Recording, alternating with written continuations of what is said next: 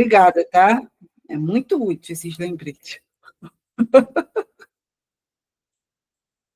Aqui. Engraçado, eu não sei por que nessa turma está acontecendo isso comigo. Nunca aconteceu isso comigo de eu esquecer de ficar gravando. Mas, aqui, deixa eu botar aqui. Deixa eu abrir para o povo entrar sem precisar pedir permissão e colocar para gravar. Já está gravando aqui. Muito bom, muito bom, muito bom. Então, vamos lá. Hoje, que eu estava falando, a gente vai começar a um outro módulo, né? Um módulo do conhecimento financeiro. A gente estava até então dentro do módulo de autoconhecimento financeiro, que foi a aula do Mário, a aula do perfil financeiro, a aula do valor no uso do dinheiro e a aula que eu pedi para vocês assistirem do Linguagens de Amor e o Dinheiro. Alguém assistiu a aula Linguagens do Amor e do Dinheiro? Não, ainda não? Assistam, faz parte desse módulo onde a gente está olhando para dentro da gente aí e prestando atenção no nosso autoconhecimento financeiro, na nossa parte financeira. Agora a gente vai entrar no módulo conhecimento financeiro e a gente vai falar de coisas certas e erradas, e hoje a gente vai falar de erros financeiros, de gatilhos de pobreza. E como eu quero que vocês se comportem nessa aula? Eu quero que vocês anotem, a gente vai falar uma série de, né, erros e gatilhos, e vocês vão anotar no caderno de vocês apenas aqueles erros que vocês se veem cometendo, tá?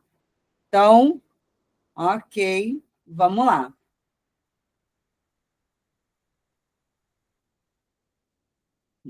Isso aqui é um pouco mais aberto.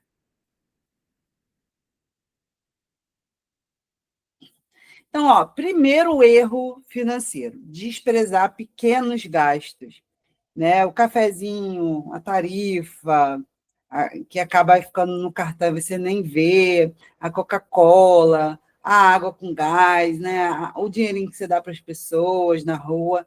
Não, preste atenção quando eu estou falando que isso vai deixar vocês pobres, tá? Não é isso. Não é também, não estou falando que não é para tomar o cafezinho, que não é para ter assinatura, não é nada disso que eu estou falando. Eu estou querendo dizer que desprezar isso, achar que isso não faz diferença no orçamento, é um erro financeiro muito grande, porque a gente, o brasileiro, a gente tem o costume de pensar muito no mês, né? Mas se você pensar, você vê como que o americano pensa. O americano, ele pensa no ano. Ele fala de gastos anuais. Ele fala que a escola do filho vai custar durante o ano R$ 10.000, R$ 11.000, não sei, mas ele fala de gastos anuais. E aí, se a gente despreza um pequeno gasto, a gente perde essa noção, sabe? Porque se eu compro uma coisa besta, que é R$ 5, mas é R$ 5 que eu faço 4 vezes na semana, é R$ 20 por semana, é R$ 80 por mês, é R$ 960 aí no ano. Então, quase 1.000. Então, a gente não pode desprezar. Não é que não é para fazer, mas, isso aqui não precisa matar, não. Não, isso aqui não vai fazer diferença. Quem nunca ouviu falar assim, R$ 5 não vai me deixar nem mais rico, nem mais pobre? Não vai mesmo, mas só que você precisa contar, porque dinheiro não é mágica. Não é porque é pouco que vai surgir na sua mão.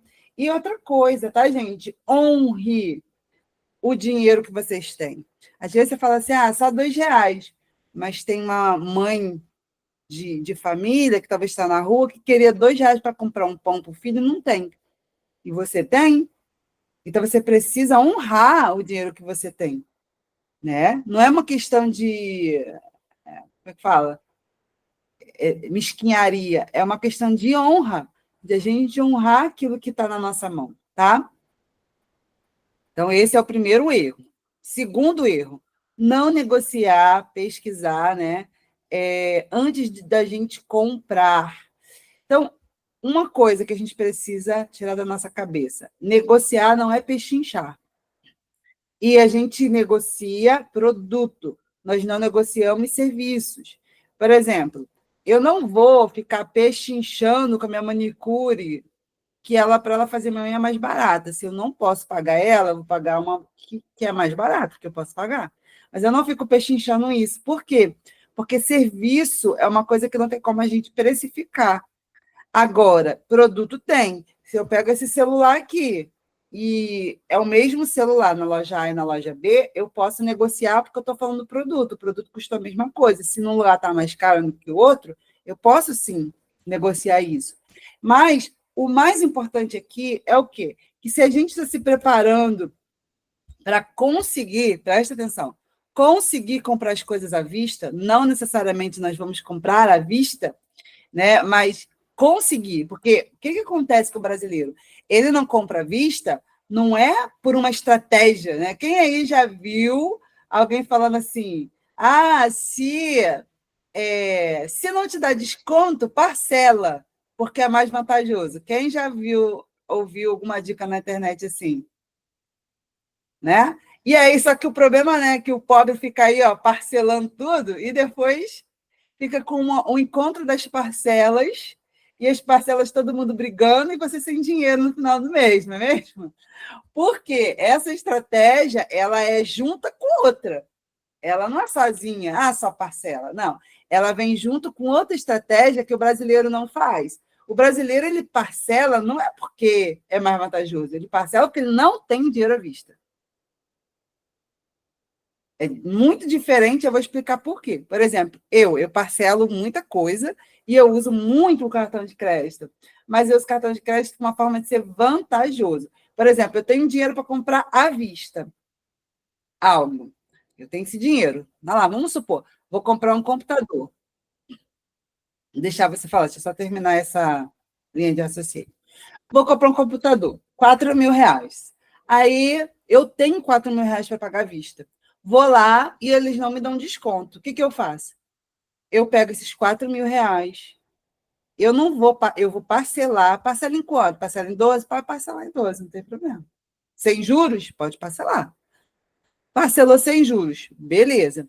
Aí, o que, que eu faço? Eu vou ficar super feliz, né? Caraca, não gastei os 4.000, agora vou poder gastar dinheiro. Não, aí a estratégia vai por água abaixo. Você pega os R$ 4.000 e investe os R$ 4.000. E desse investimento, você vai todo mês pegar a parcelinha que está caindo lá no seu cartão. Então, todo mês, vamos supor, né, que foi uma parcela de R$ 350, aí você vai lá, nos R$ 4.000 que você investiu, todo mês você vai tirar R$ 350, vai pagar lá o computador. Não é uma parcela a mais no seu orçamento, o dinheiro já está guardado, só que durante os 12 meses, aquele dinheiro vai estar rendendo e te dando dinheiro. Eu sempre faço isso nas nossas viagens. A última vez que a gente viajou, terminei de pagar, sei lá, acho que era em março, já estava viajando de novo, ainda estava pagando a primeira. Mas o que, que eu fiz? Peguei o dinheiro, investi, todo mês foi pagando. Gente, eu acabei de pagar, ainda sobrou R$ 200 lá. Ou seja, R$ 200 que eu ganhei, que eu fiz de dinheiro, porque eu fiz isso. Então, não é sobre comprar à vista a qualquer custo. Mas a questão é, estamos preparando vocês para ter a possibilidade de pagar à vista. Se a gente vai comprar à vista ou não, a gente vai analisar o que é mais vantajoso.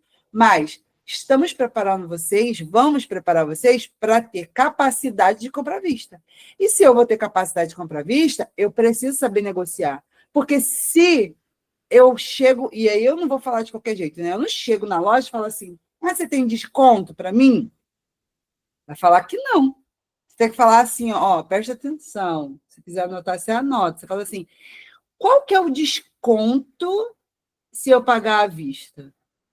Né? Antes você pergunta se parcela, quantas vezes parcela sem juros. Então, ele já vai te dar o caminho. Se ele parcela 10 vezes sem juros, então, se você pagar à vista, ele está deixando de perder para a maquininha.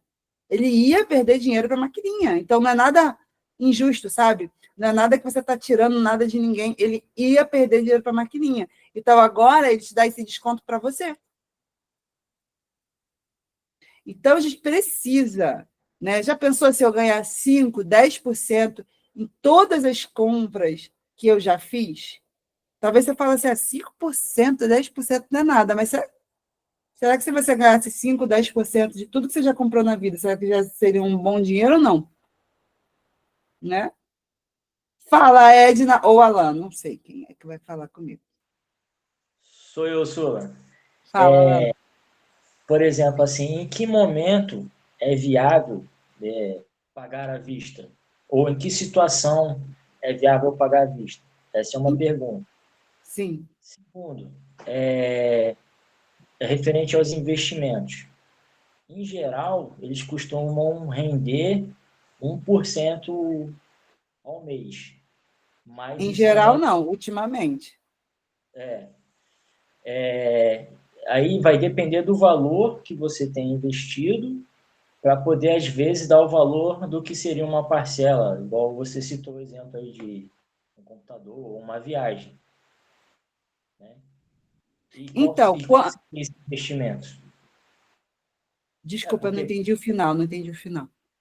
e qual seria esse investimento? Onde iria investir o dinheiro? Porque Tá. parte do princípio que a gente não tem o dinheiro. Até a gente juntar o dinheiro, vai passar um tempo. Vamos supor, até a gente juntar 4 mil. Só que esses 4 mil, usando esse exemplo de 1%, vai dar 400? Não, né? Não dá 400 por mês, dá? 1%? Não, deixa eu Não ver. dá, né? Não sei, tem que ver. Porque não é assim 1%. Inclusive, a taxa Selic tá com projeção de fechar em 15% ao ano, Isso. né? Bastante coisa. Então, dificilmente alguém vai te dar um desconto sei lá, acima de 10%, sabe? Sei. De você comprando à vista. Uhum. Então, hoje, eu falo para você, se não te der um bom desconto, é melhor você parcelar e deixar o dinheiro investido. Porque, porque olha só, gente, quando a gente dá um dinheiro à vista, a gente está se descapitalizando. Quando a gente se descapitaliza, a gente está perdendo a oportunidade de fazer dinheiro. Essa conta, o Alan, né, é uma coisa até que eu ensino lá dentro da renda fixa descomplicada, que é o segundo passo de vocês. A gente tem que fazer o quê? A gente tem que avaliar quanto aquele dinheiro ia render durante um ano. Vou até fazer aqui um exemplo na calculadora do cidadão. É, se eu tivesse já, né, os 4 mil. Ó, os 4 mil. Só que percebe que não é uma conta simples, não dá para a gente fazer assim, por quê? Porque a cada mês eu vou perder R$ 350, então já não vai ser o mesmo, não vai ser esse mesmo cálculo, entende? Mas vai Porque os ser o quê? juros não vai ser tudo sobre 4 mil. Eu vou tirando o dinheiro todo mês. Então não dá para fazer uma conta assim exata. Mas, ó, 4 mil durante um ano te renderia aí R$ 507. Tirando os impostos de renda que vai tirar aí, pensa em uns R$ 450 por aí de juros. Será que eles te dariam esse desconto? Entendi. É porque eu imaginei assim, vamos supor, eu apliquei 4 mil. Sim. A 1% ao mês, eu fiz a conta aqui, daria R$ 40. Ou seja, uma parcela de um computador, um notebook, R$ 40 não daria. Aí eu teria que Mas esperar ele. essa conta que você fez é considerando juros compostos? Não, eu fiz só com base assim de 1%, quanto que os 4 mil renderia. Aham, entendi, entendi. Só um mesinho. E não o acúmulo, né, de 12 meses, entendeu? Que aí sim. Uhum, uhum, entendi.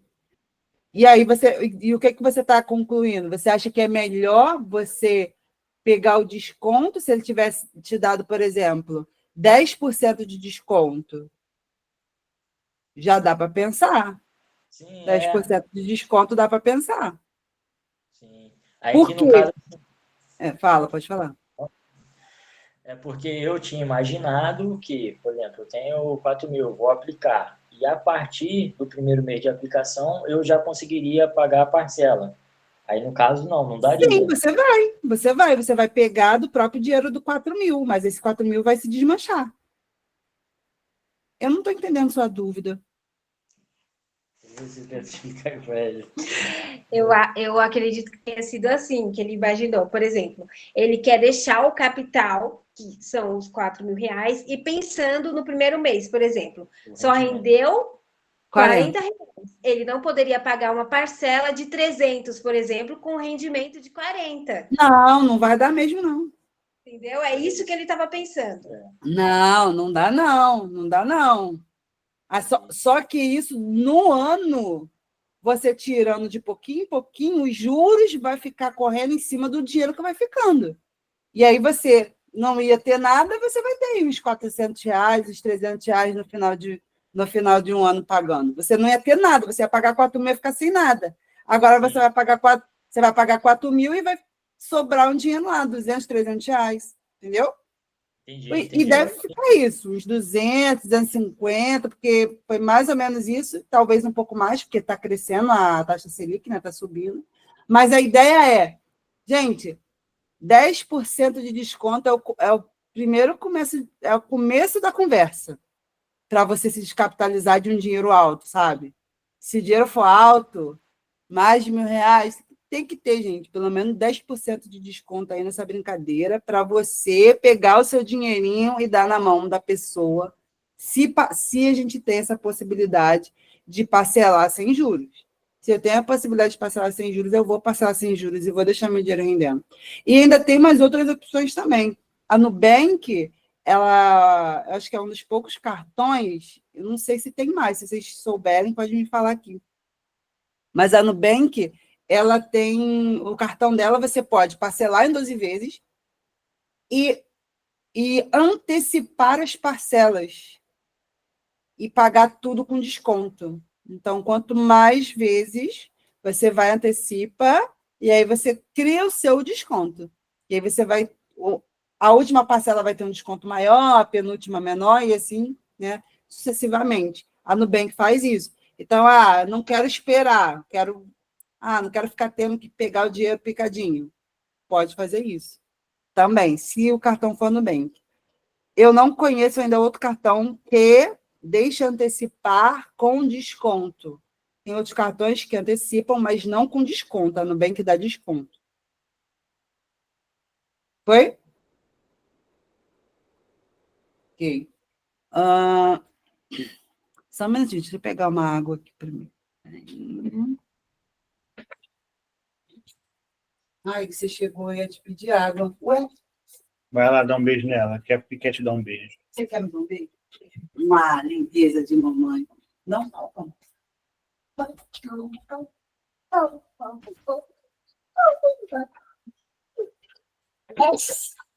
estão fazendo? Mamãe está trabalhando. Você quer ver meus alunos? Ó, fala com eles, vem cá. Dá oi. Dá oi. Isso, olha lá. Todo mundo dando oi para você, dando tchau para você.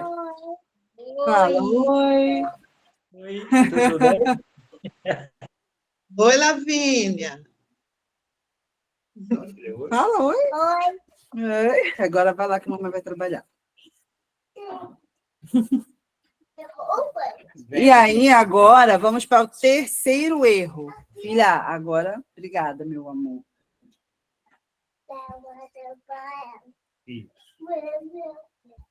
Não considerar os imprevistos. Então, isso daqui é uma coisa que acaba com o orçamento de qualquer pessoa.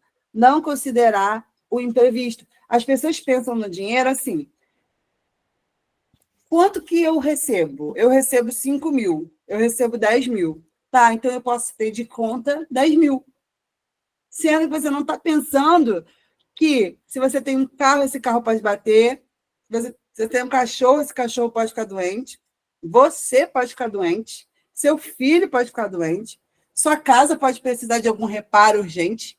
Então, que acontece? Como que o brasileiro pensa e o crente mais ainda? Eu vou vivendo normal, e aí, se tiver um imprevisto, Deus proverá. E aí joga tudo na conta de Deus. Então, né, a gente não pode pensar o nosso dinheiro desse jeito. A gente, óbvio, a gente não tem como assegurar. Tudo bem, Edna. A gente não tem como assegurar que a gente vai ter exatamente o dinheiro para socorrer cada emergência que a gente vai ter. Mas faz parte da nossa responsabilidade ter uma parte disso, juntar uma parte disso, pensar na reserva de segurança, né? Como responsabilidade minha. Então, não é que eu vou ter certeza de que tudo que acontecer, a reserva de segurança vai dar conta.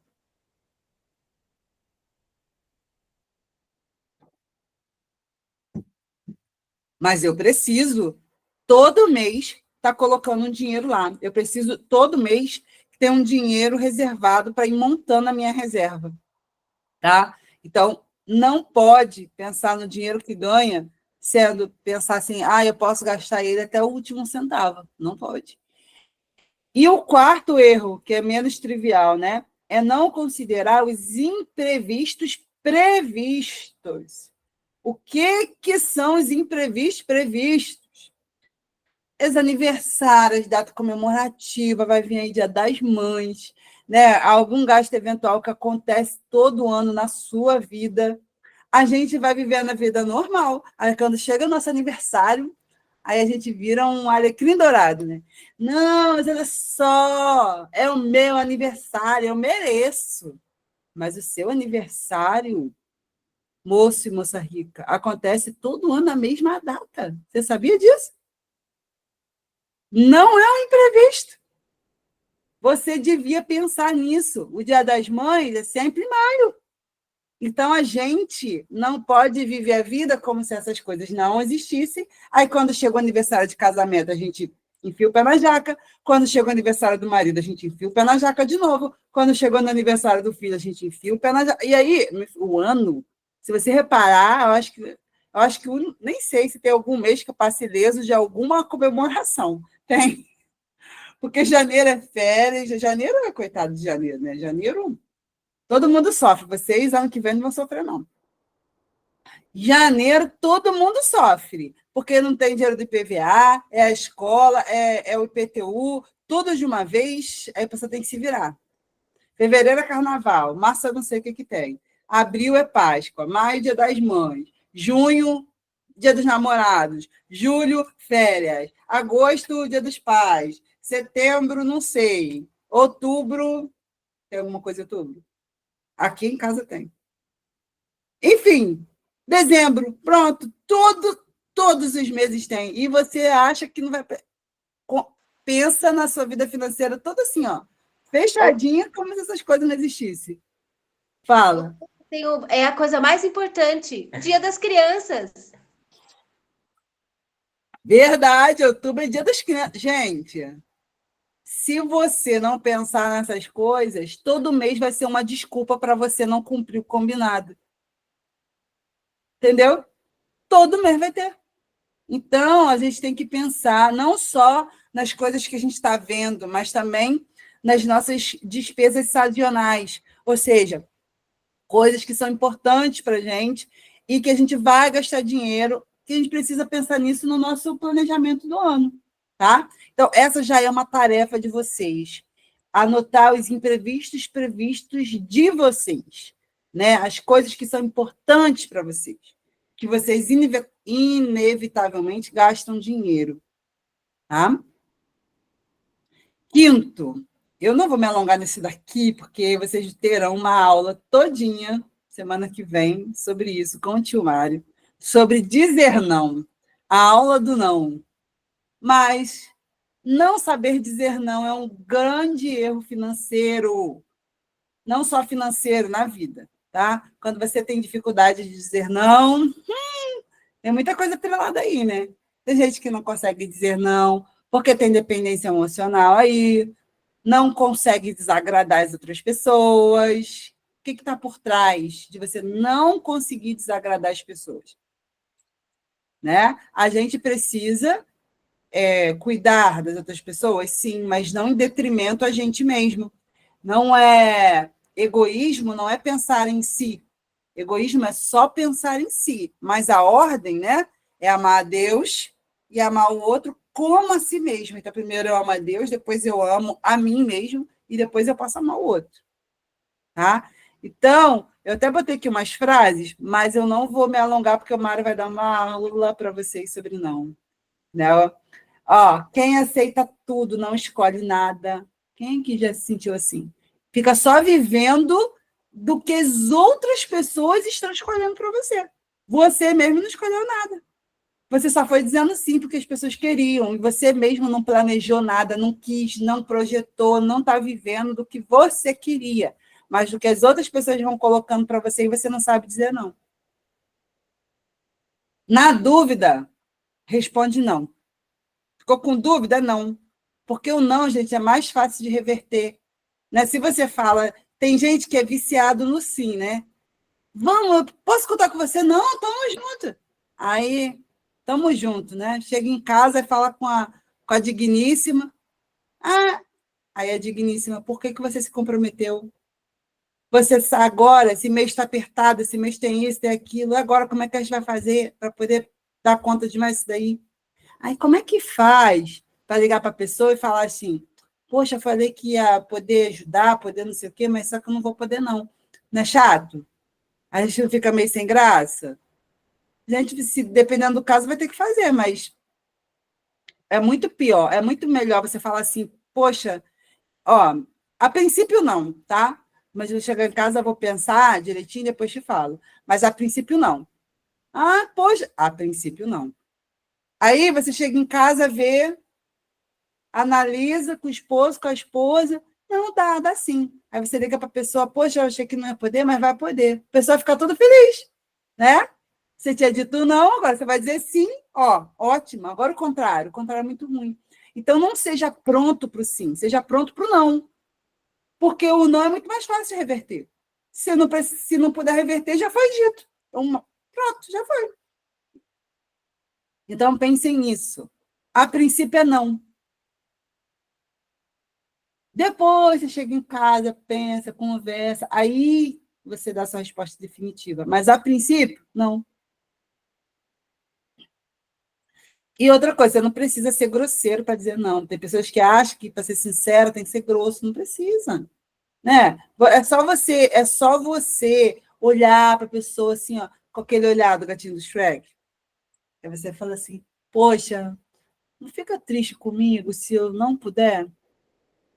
Poxa, você não fica chateado comigo, não? Eu não vou poder? Pronto! Só a frase, tudo é linguístico, tá? Não vou poder usar isso com vocês. Mas ó, é tudo linguístico. O jeito que você fala, você já coloca a pessoa num sentimento de não ficar chateado com você. Ai, você não fica triste comigo, não vou poder dessa vez. Pronto, a pessoa vai falar o quê? Falar nada. Entendeu? Então, pratiquem essas coisas. Um sim, essa frase, adoro isso. Um sim sem certeza é um não com certeza. Um não para os outros é um sim para mim. E exceção aqui é o pai e mãe, né? A gente, quando vai falar de pai e mãe, a gente é mais flexível, só que a gente tem que pensar do lado de fora. Para a gente não incorrer de... Tem alguns pais e mães, gente, graças a Deus eu não sei, nem se vocês têm pai vivo, se não tem, eu fico feliz de não saber. Mas tem pais e mães que são verdadeiras âncoras financeiras para seus filhos. Infelizmente, tem pais e mães que o filho saiu da casa dos pais e a mãe acha que o filho ainda tem que bancar lá. Sendo que ela tem o salário dela, tem o dinheiro dela. Eu não estou falando aqui, gente, num caso que a pessoa não tem a aposentadoria dela, está doente, né, ou está alguma coisa especial. Não estou falando disso. Eu estou falando de gente que está, pai, mãe, que está tudo bem, está recebendo seu dinheiro, tem que saber viver com o que tem. E acha que você, principalmente o homem, tem que bancar lá e cá. Aí cria uma briga com a esposa, porque você desfalca lá em casa para poder fazer lá, sendo que às vezes não tem necessidade. Muitos pais e mães, às vezes, têm vícios, é bebida, é cigarro. Aí ele não vai te pedir dinheiro para o cigarro nem para a bebida, não, mas vai te pedir dinheiro para o remédio. Só que não tem dinheiro para o remédio porque gastou com a bebida e gastou com cigarro. Aí você acha que está comprando remédio, mas, na verdade, você está bancando um vício. Então, não estou falando dessa realidade. Estou falando que, quando não é isso o caso, a gente tem que honrar nossos pais. A gente precisa honrar, cuidar deles. Mas a gente não pode afundar nossa família por causa, né, do parente. Doído falar isso, mas quando a gente casa, o pai e mãe viram parente. Então, a gente primeiro precisa cuidar dos nossos e depois do pai e da mãe, considerando, óbvio, gente, as devidas proporções. Volto a dizer, não estou dizendo aqui de um caso de saúde, que o pai e mãe estão doentes, que precisa, não estou falando disso. Estou falando de pai e mãe que está bem em saúde, tem seu dinheiro, tem sua casa, tem suas coisas, tá bom? É disso que eu estou falando. Para você não ficar refém. Eu já tive um casal que a mãe era isso, era toda hora pedindo dinheiro emprestado, um dinheiro emprestado que não voltava, mas virava e mexia, estava fazendo churrasco todo final de semana e chamando todo mundo para comer. Então, não é necessidade, sabe? Então, é isso que eu quero que vocês tenham um bom senso, de olhar para o lado, olhar de fora. Poxa, é justo, vamos fazer, vamos ajudar. E se eu tenho também, tá? Não é porque pai e mãe é outra coisa. Não é porque pai e mãe que aí eu tenho que me virar, é minha responsabilidade. Se não tem, eu tenho que pegar emprestado, eu tenho que me endividar. Você não ama seu pai e sua mãe mais do que Deus. Falei isso para um casal hoje, que eu estava respondendo. Eu não sei ver os meus filhos não tendo alguma coisa ou outra. Você não ama seus filhos mais do que Deus. Então, quando a gente quando falta para a gente, quando a gente não tem para poder ajudar, a gente precisa entender que existe um Deus acima de nós. Você é mais que Deus. Você realmente acha que você é mais do que Deus? Então, se Deus não fizer, você tem que ir lá pegar um empréstimo. Então, você está entendendo? Se eu não posso, eu tenho que confiar em Deus, eu tenho que pedir a Deus para que Deus venha suprir a minha necessidade. Gente, Deus não deixa nada faltar, sabe? Mas sabe qual é o problema? A gente não tem paciência de esperar. Teve um casal da outra turma que eles entraram, ela estava grávida. E aí, eles até contaram isso no depoimento deles, que estava perto dela dar à luz, o plano de saúde cancelou, teve um troço lá, e aí não ia poder fazer o parto, ia ter que pagar o parto no particular, e aí ficou naquela briga, e conversa aqui, conversa lá, e o que está acontecendo? E foi chegando perto, e aí eles falando que se fosse antigamente, ele era bombeiro, né? Funcionário público, tinha pegado um empréstimo, que é fácil, e resolvia, mas eles confiaram em Deus. Quando faltava, acho que menos de um mês, agora eu não vou lembrar certinho, regularizou tudo, graças a Deus ela foi atendida, foi tudo lá, mas se eu me movo pelo desespero e eu não consigo esperar em Deus, eu não vejo a provisão de Deus e a mão de Deus, eu não vejo, porque a gente não dá tempo, e Deus tem uma mania, com todo respeito, Senhor, de fazer as coisas nos 45 do segundo tempo. Ele faz isso. Quem aqui já viveu isso? Os 45 do segundo tempo do Senhor. Que você achou, meu Deus, não sei o que vai acontecer, vai dar tudo ruim. Quando chegou no último, Deus vem. Não é assim? Só que muitas das vezes a gente só consegue ver se Deus vem quando a gente realmente não consegue fazer nada. Porque se a gente tiver um empréstimo, se a gente tiver uma margem consignada, se a gente tiver alguma coisa que a gente consegue ir lá fazer, a gente faz. E a gente não vê a mão de Deus. A gente acha que a gente é mais que Deus. Entende? Então, isso que eu quero que vocês mudem na cabeça de vocês. Vira essa chave, sabe? Quando você acaba, Deus começa. Grava isso. Eu acabei, Deus vai começar.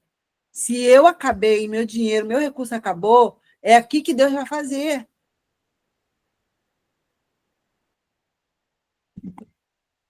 Vamos lá, vamos prosseguir.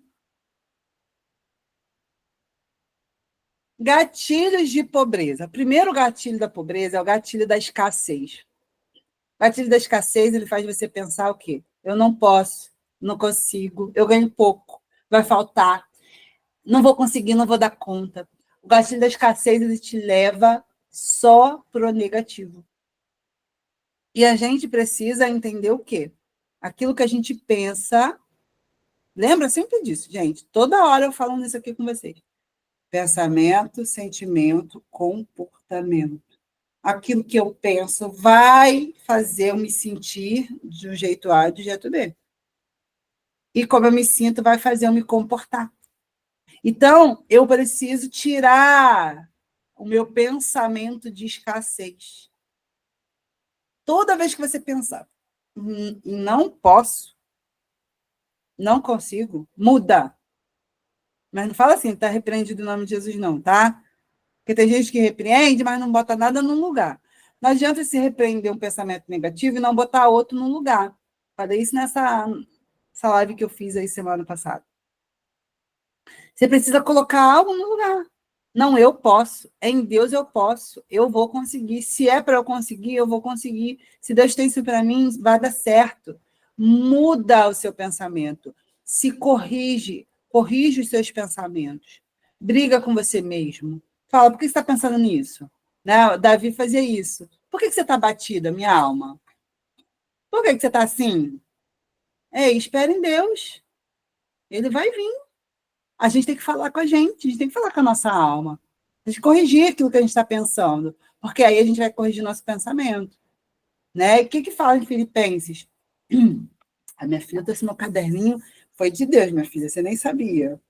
Está escrito aqui, ó. Minha filha é ousada, né? Filha é ousada já, ela nem sabe, mas ela é ousada. Ó, Filipenses 4, versículo 6. Não andeis ansiosos por motivo algum. Sejam todas as vossas solicitações declaradas na presença do Senhor por meio de oração e súplicas com ações de graça. Provérbios 4, 23. Gente, coisa linda, olha isso aqui. Provérbios 4, 23. Acima de tudo que se deve preservar, guarda, a versão mais comum é guarda seu coração. Olha essa versão da King James, que fala assim, guarda o íntimo da tua razão. De tudo que você deve preservar, guarda o íntimo da tua razão, pois é da disposição do coração que depende toda a sua vida. Ou seja, aqui no íntimo da tua razão, se você não guardar aqui, a disposição do teu coração vai fazer você fazer ou não, ter ou não. A disposição do teu coração, como você se sente, depende da sua vida. Quem aqui, quando estava muito triste, agoniado, qual é o sentimento? Parece que nada vai dar certo. Meu Deus, parece que uma coisa vai chamando outra, né? Ruim. Sempre ruim. Quando você está para baixo, você está triste, abatido, tudo cria, né? Assim, Maria, tudo cria uma conotação pior.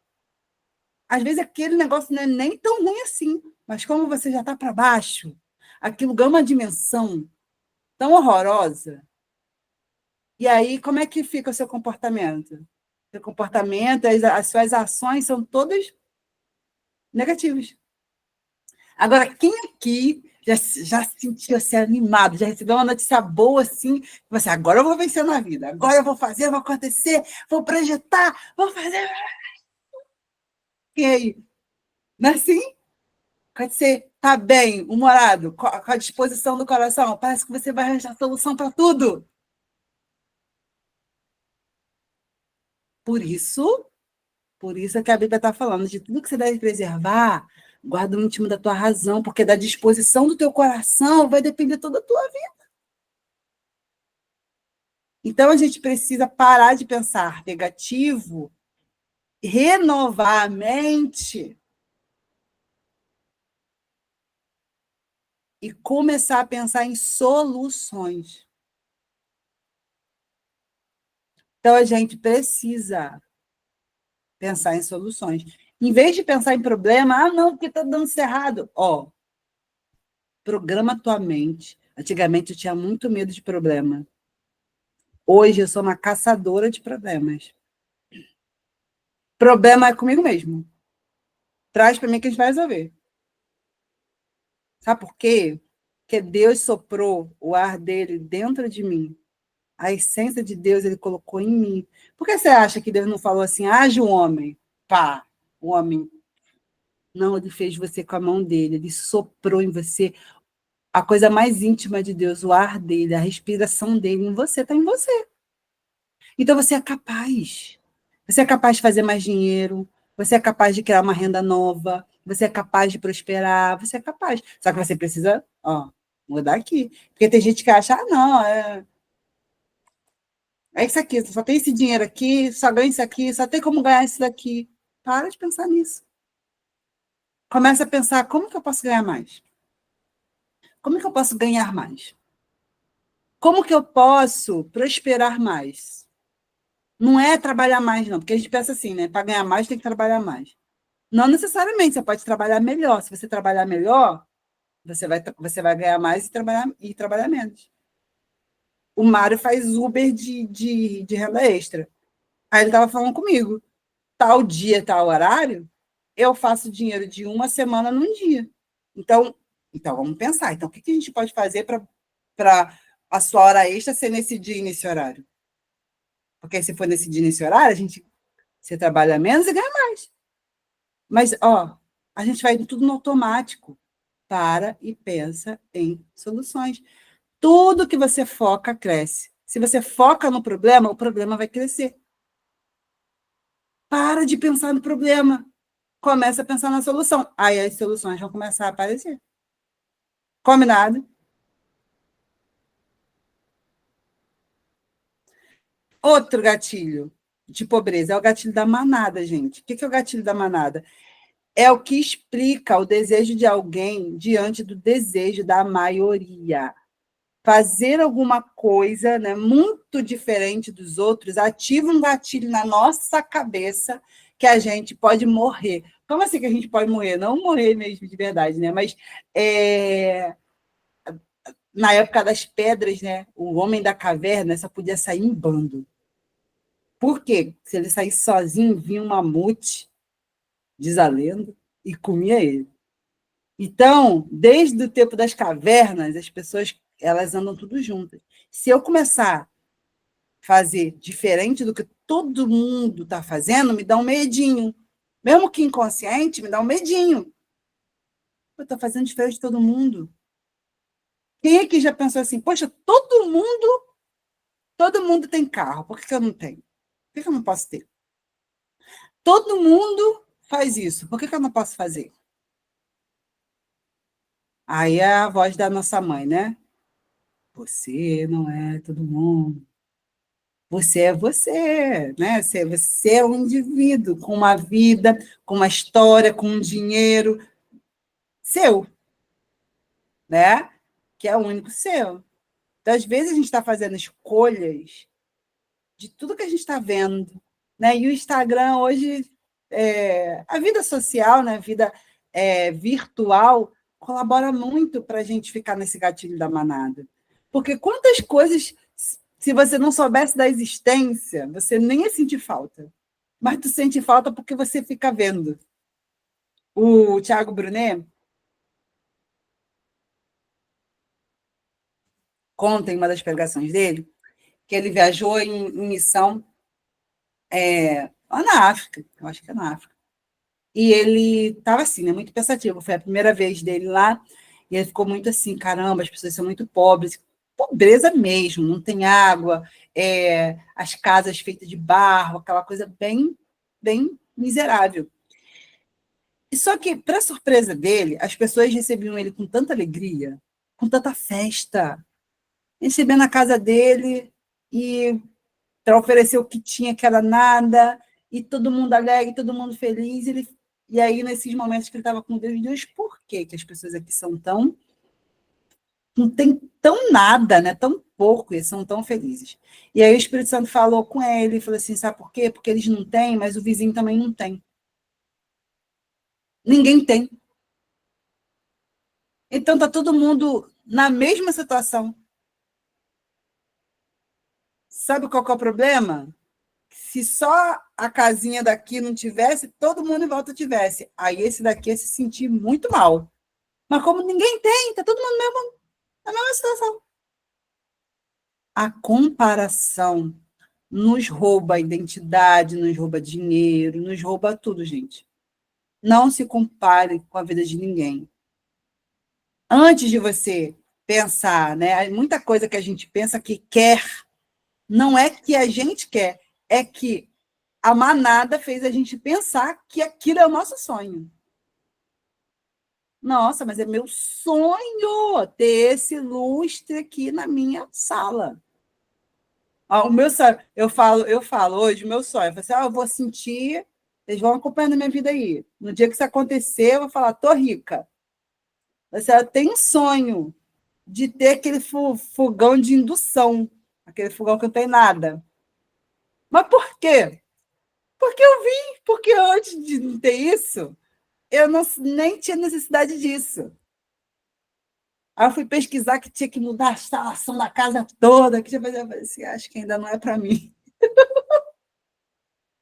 Mas não é que é o meu sonho, é porque eu vi tanto MasterChef, lá o pessoal lá com aquele fogão sem nada, que aquilo fez eu achar que eu queria muito aquilo. Entende? Vocês entendem isso? Que muita coisa que a gente acha que quer, que tem desejo, não é que a gente realmente quer. É de tanto a gente ver a manada, a gente acha que quer, a gente acha que precisa. E muitas das vezes a gente está sacrificando o nosso dinheiro para comprar coisas que não é o que a gente realmente queria. E aí a gente deixa de viver, fazer, ter aquilo que a gente realmente queria. Percebe que não é sobre não fazer, não comprar, mas é sobre você comprar, fazer aquilo que é importante para você. De você ter as coisas que são importantes para você, não é para o outro, não é para impressionar ninguém, não é para os outros acharem nada. Entende? Questione-se se o que você deseja é o que você realmente quer ou que a maioria está te induzindo a querer. Quer ver uma coisa? Casa própria. Eu achava que eu tinha que ter uma casa própria. Eu tinha que ter uma casa própria. Por que eu achava que tinha? Porque a geração que veio atrás de mim, como é que falava? Quem casa tem que ter casa. Quem casa quer casa. Mas na geração passada, tu comprava um terreno com 3 mil reais. Sei lá, mais 10 mil tu construía a casa. Agora, só o terreno sem nada é 100, 200, 1000. Aí a gente tem um monte de casais novos entrando na vida dois, hiperendividados. Não podem curtir a vida dois, porque estão pagando o financiamento da casa, o financiamento de um carro, que talvez não precisaria estar pagando. Ao invés de curtir, de viver, está pagando. E eu não vou entrar muito nesse mérito aqui, não, mas a gente vai ter uma aula bônus que eu vou dar para vocês de investimento, e a gente vai fazer umas comparaçõezinhas para quem tem a mente que pensa assim, não, mas pelo menos eu estou pagando aquilo que é meu. Não, se você já comprou, amém. Só segue, porque é onde não há, como é que é? Onde não há lei, não há pecado. Você não sabia? Amém. Deus vai te dar a condição de pagar isso até o fim, em nome de Jesus. Não fica grilado. Mas, às vezes, você está aí querendo fazer um negócio porque você acha que, poxa, não, mas pelo menos eu vou estar pagando algo que é meu. Não é seu, só é seu depois que você acaba de pagar. Porque se tu não conseguir pagar na metade do caminho, vem a caixa e tira de você. Aí tu perdeu o dinheiro que você pagou, que provavelmente já seria o dinheiro da casa, e fica sem nada. é mais fácil tirar você de uma casa financiada do que de uma casa alugada. Tu sabia disso? Então, não é, eu já atendi 2 ou 3 casais que perderam o carro. Chegaram assim para mim, tá? Perdendo o carro. Ah, acabei de entregar meu carro. Por quê? Porque não consegui pagar. E já tinha pagado o valor do carro. Mas não conseguiu porque você paga, compra, financia um carro e paga 2. Já tinha pagado metade do tempo, já tinha pagado o carro, já tinha pagado o carro. Ficou sentada, perdeu todo o dinheiro que ele botou e ficou sem carro. Pode falar, Roberto. Sula, deixa eu te interromper, te fazer uma pergunta. Agora que você falou da casa, vamos dizer, porque a pessoa morando de aluguel e comprando uma casa própria, a pessoa que está pagando um aluguel, vamos dizer, a pessoa vai pagar R$1.000 de aluguel, R$800 de aluguel.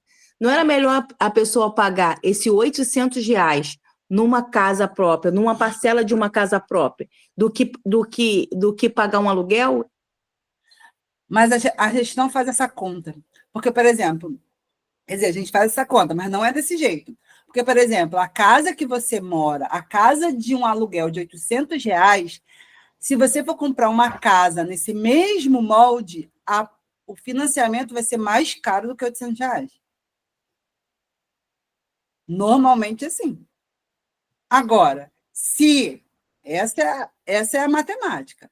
Se você tem um financiamento e o aluguel é o mesmo valor, é uma coisa. Agora, dificilmente isso acontece.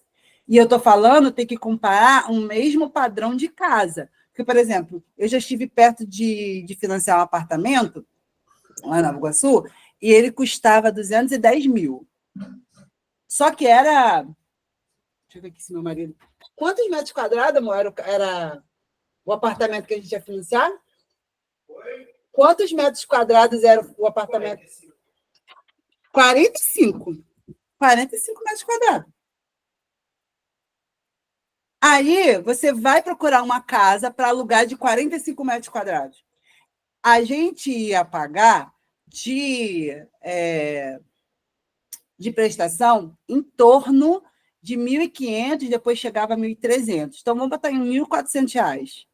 R$1.400 era fora, acho que era 10 mil de entrada, isso porque estava fazendo uma coisa bem bacana para a gente, porque acho que era mais. Aí, tipo assim, a gente daria R$10.000 de entrada, porque não é só a parcela, você tem que dar de entrada. E aqueles R$10.000 estaria rendendo, tá, gente? Se eu não tivesse dado de entrada e tivesse investido, aqueles R$10.000 estaria... Eu vou fazer essa conta com vocês na aula de investimento, não falte. A mesma casa, na época, a gente morava numa casa basicamente com o mesmo tamanho, a gente pagava de aluguel R$700, 650, R$700. Então, a conta, Aline, é assim, eu estou pagando aluguel R$750, vou botar assim por alto, e a prestação do financiamento é 1.500. Então, eu pago o aluguel e invisto 750. Você vai ficar horrorizada quando a gente fizer essa conta, você vai ver quanto dinheiro que dá, mesmo você pagando aluguel. Você vai ficar assim, ó. Então, a conta é essa. Se você vai comprar uma casa e o aluguel da casa com a mesma estrutura é o mesmo valor, ok, melhor financiar. Agora, dificilmente isso acontece. Dificilmente isso acontece, entendeu? E tem o risco. O problema todo é o risco. Tem pessoas aqui que fizeram a mentoria e depois entraram no financiamento. Só que elas entraram no financiamento, elas já tinham um negocinho chamado reserva de segurança. Já tinha 6 meses do seu custo de vida. Então, vamos supor, eu estou pagando financiamento. Beleza. Mas se acontecer algum problema? E se eu ficar desempregado? E se eu não conseguir pagar? Eu tenho uma reserva de segurança para me manter. Beleza. Eu entro nesse financiamento, né, não tão desguarnecido. Agora, a maioria das pessoas não tem nada disso. Pode falar, Alan ou Edna. Eu acho que ela quis dizer assim, né? Lógico que tem um agravante aí que você falou da parcela, mas tem o condomínio também, que não incluiu, né? Também. Só que assim, por exemplo, eu acho que ela quis dizer assim, vamos supor, se a parcela sai o mesmo valor do aluguel, Aí, tudo bem. né? Vamos supor, paga R$ 800 de aluguel e eu vou entrar no financiamento, beleza? E pago R$ 800. Nesse caso, não era mais viável pagar o financiamento do que o aluguel? Acho que seria isso, né? Sim. E aí, foi o que eu falei, sim. Se a proporção da casa, do aluguel, é igual à proporção da casa que tu está comprando. Entendi. Mesma metragem. Entendeu? Esse é o meu porquê, porque às vezes as pessoas comparam o aluguel de uma casa enorme e quer comparar com o financiamento da casa que é um cubículo. Entendeu? Uma comparação errada. Beleza. Fora quem tem valor de liberdade não faz isso, não, porque daqui a pouco você não está nem querendo mais morar ali, tá? Aí você está querendo morar em outro lugar. Aí tu vai estar preso. Aí você fala assim, não, mas eu não vou alugar. Mas eu vou vender. Ah, se as coisas acontecessem assim, tão simples, né? Ah, quis vender, vendi, né? Assim não. Então, ó, cuidado, tá? Aline, consegui te explicar? Você conseguiu entender o que eu falei? Consegui, entendi. E tem lógica. Entendi. E aguarde a aula do investimento, tá? Que eu vou mostrar para vocês os números não mentem jamais. Estamos acabando, gente. Gatilho da autoridade conquistada sem critério. O que é isso? É tudo ao ouvido. Para quem não sabe do assunto, fazer você querer mudar de ideia de uma coisa que a pessoa nem sabe do que ela está falando. Aconteceu alguma coisa aí esses dias, né, Edna? Pela empolgação. Porque tem gente que adora se meter na vida dos outros, entendeu? Talvez você pegou e falou assim, teve a turma anterior, a mãe, tem um casal, e a mãe falou para a filha, não faz isso, não faz essa mentoria.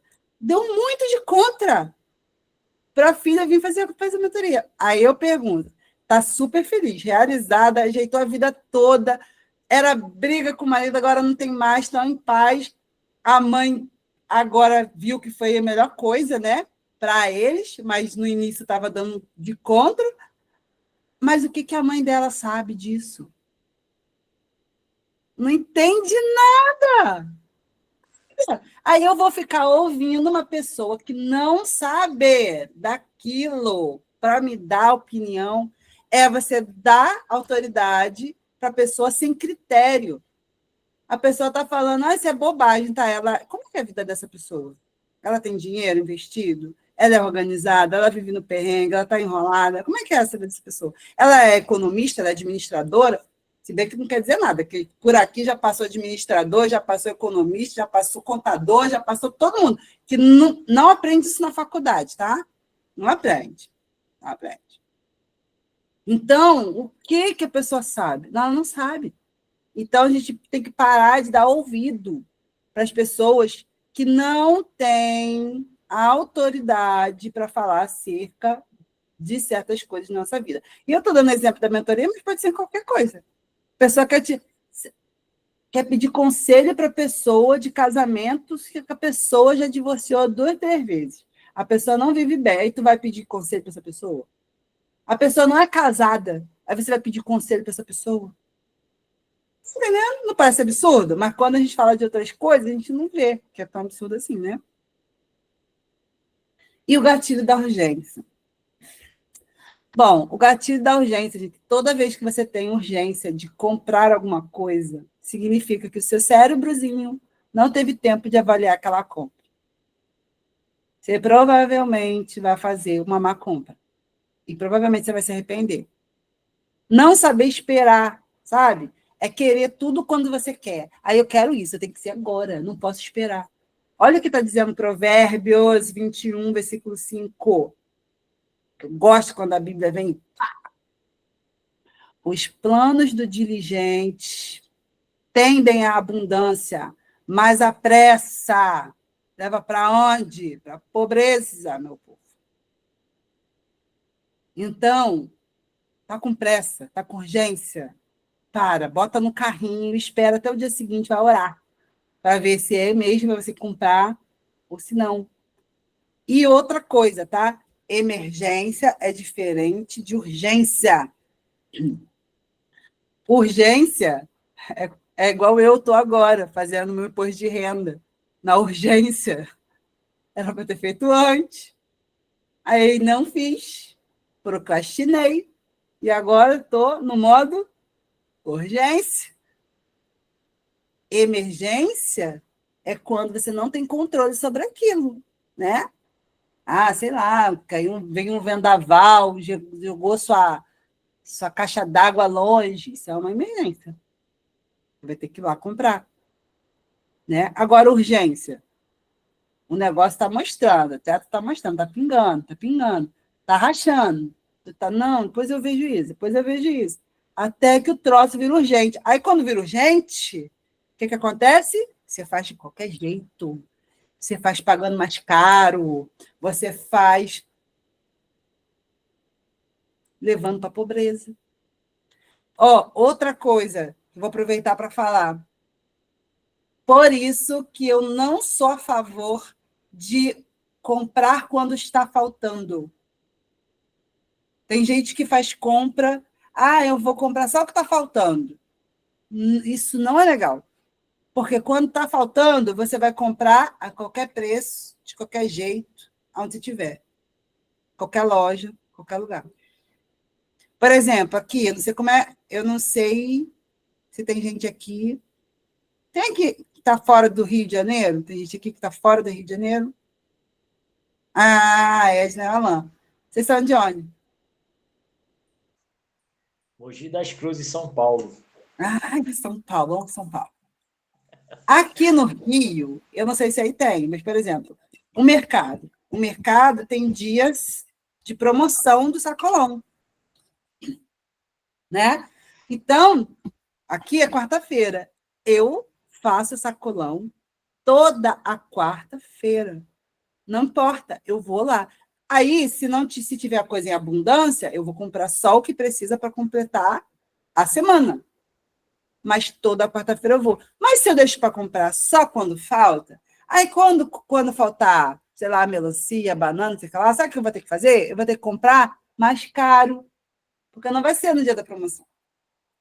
Eu vou comprar, se for, dependendo da urgência, eu vou comprar no primeiro lugar que eu encontrar. Lá no mercadinho da esquina, que é mais caro. Está entendendo? Então, não é legal comprar quando falta. Você tem que se programar para comprar de períodos em períodos. Eu acho que acabou. Sim, acabou.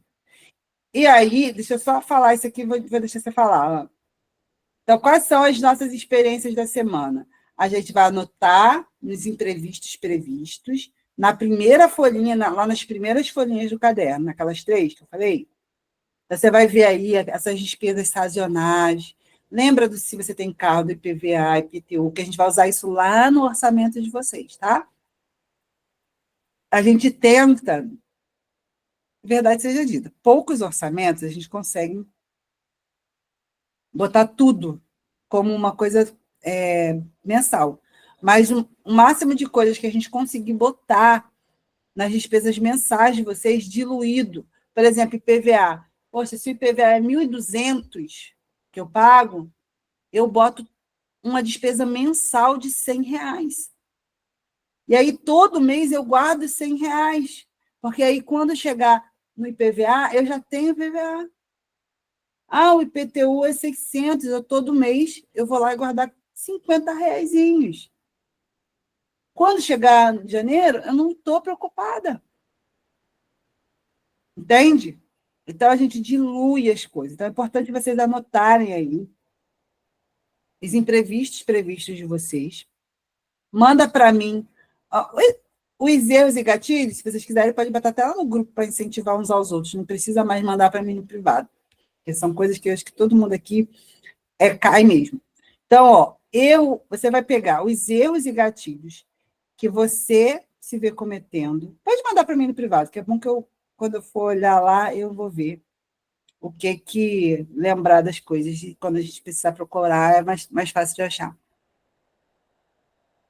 Todos os erros que você anotou e gatilhos que você anotou, só que aí você vai selecionar os 3 principais que mais faz você perder dinheiro. Por quê? Porque não dá para a gente prestar atenção em tudo, não dá para a gente mudar tudo de uma vez, né? Se teve gente aqui que anotou quase tudo de erro, vai falar, meu Deus do céu, aí, estou desesperado, o que eu vou fazer? Então, é mentira que você vai mudar tudo de uma vez, é mentira. Não caia nessa lorota. Você vai focar nas 3 principais coisas, erros e gatilhos, que mais te rouba dinheiro. O que mais te rouba dinheiro desses gatilhos? Porque aí você vai focar nesses 3, para mudar esses 3. Aí depois você vai mudando os outros, mas vamos focar nos que estão te prejudicando mais. Tá bom? E aí vocês vão, então, mandar isso para mim. Todos os erros e gatilhos que vocês se vêm cometendo, e grifa ali os 3 principais, tá? Entre gatilhos e erros, os 3 que faz você hoje perder mais dinheiro. Pode falar, Alan?